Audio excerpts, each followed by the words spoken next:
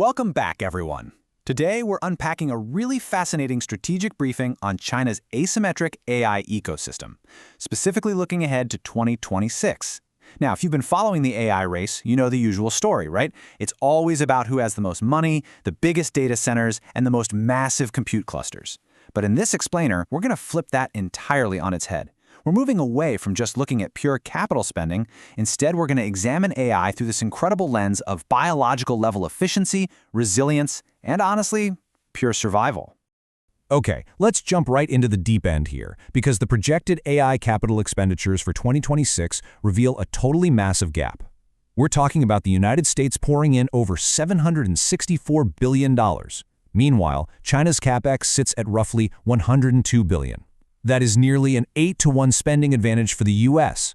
It's a staggering paradox, isn't it? Like, how exactly is China keeping pace in this global AI race when they're being outspent that dramatically? Well, the answer lies not in outspending, but in outstructuring.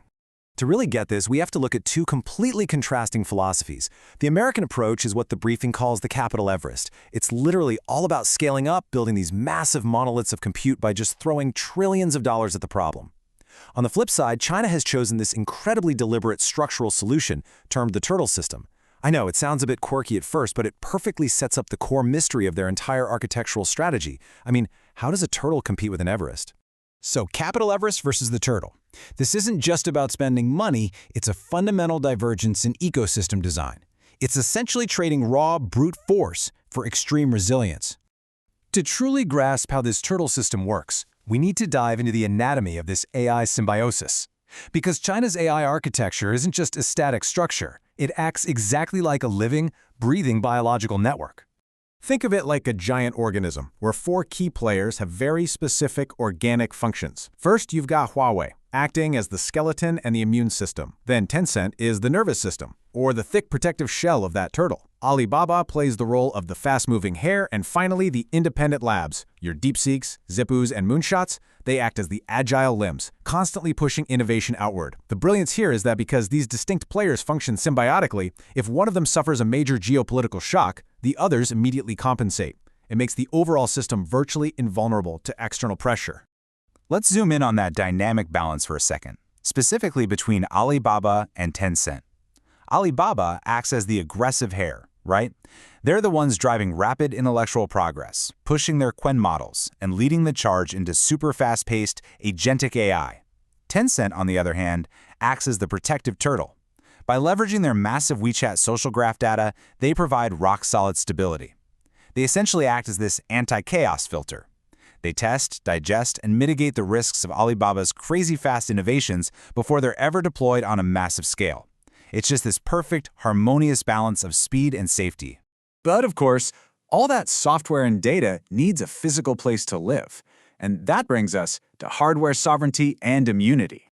Now, given the strict global sanctions on advanced microchips, this part really reframes a company you probably thought you knew. We've got to stop viewing Huawei as just a consumer smartphone maker and start seeing them as the actual structural skeleton of China's AI ecosystem. They have this completely sovereign backbone. They've got SN chips and the CAN framework acting as a direct alternative to NVIDIA's CUDA. They're running Harmony OS and Kunpeng infrastructure for government clouds. By vertically integrating literally everything from 5G base stations all the way up to AI accelerators, Huawei provides absolute hardware autonomy. They are building complete immunity from global supply chain disruptions. So how do they maneuver all this heavy armor? Well, to overcome the immense gravitational pull of US capital dominance, they are fundamentally shifting the physics of the AI economy. Think about it. How on earth you fight a $600+ billion disadvantage? You create what the briefing calls an anti-gravity economy. This means achieving equal or sometimes even superior AI performance with drastically less energy and capital. The mechanics behind this are absolutely fascinating. Instead of training massive trillion-parameter models from scratch over and over again, this ecosystem relies heavily on model distillation and state-coordinated open-weight models. Mathematically speaking, by refining and sharing smaller, highly efficient open-weight models across their interconnected ecosystem, they completely neutralize that massive scale advantage of the US closed model approach. And if you're wondering if this actually works in practice, here is the exact number that proves the anti-gravity concept is real: 7.5x.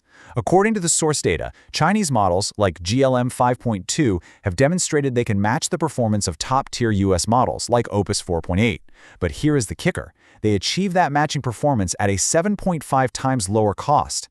That is absolutely wild. This isn't just some theoretical concept on a whiteboard. It is a measurable, massive leap in cost-to-performance efficiency that completely changes the economics of AI deployment. When we pull the lens back and assess all these puzzle pieces together, a really stark picture emerges for global strategists. We are looking at a brand new, bipolar AI world. The crucial point is summarized perfectly by this quote right from the strategic briefing. The world is already bipolar. We now have a US closed architecture and a China open architecture. And that cements a totally new geopolitical reality. The global AI landscape is permanently divided into two distinct, parallel technological ecosystems, and they're operating on entirely different foundational philosophies: scale versus symbiosis. So, what does this all mean for us? Well, here are the actionable, impartial war room recommendations derived directly from the briefing. First, if you're a business leader, you cannot solely rely on US top-tier closed models anymore. You should absolutely be testing open-weight models like GLM, DeepSeek, and QN to capture that immense cost-to-performance efficiency we just talked about. Second, you've got to completely change how you track Huawei. You need to monitor them strictly as a national infrastructure architect, because their sovereign hardware stack is literally the bedrock of this parallel world. Adapting to this dual AI reality isn't just optional anymore. It's a strict strategic necessity. Which brings us to our final thought for this explainer. Are your strategies actually ready for this open AI reality? Because if you're only banking on climbing that Capitol Everest, you might be entirely missing the incredible resilience and efficiency of the turtle system. It really is time to reassess our assumptions. Thanks so much for joining me on this deep dive. Keep questioning the consensus, and I'll see you in the next explainer.